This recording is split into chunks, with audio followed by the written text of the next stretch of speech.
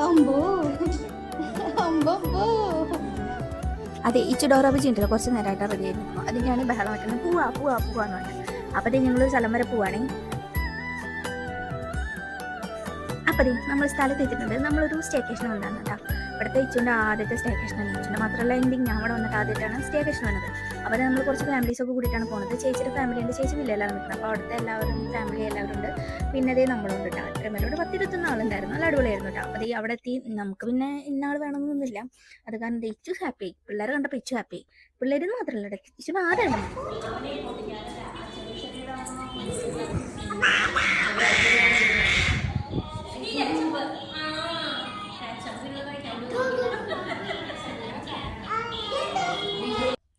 അപ്പോൾ ഇതാണ് കേട്ടോ നമ്മുടെ റൂം. നല്ല അടിപൊളി റൂമായിരുന്നു കേട്ടോ. നല്ല സൗകര്യമൊക്കെ ഉണ്ടായിരുന്നേ. അപ്പോൾ ഇനി അടുത്ത വിശേഷം ഞാൻ അടുത്ത പാർട്ടിയിലിടാം. അപ്പോൾ ഓക്കെ, ബൈ.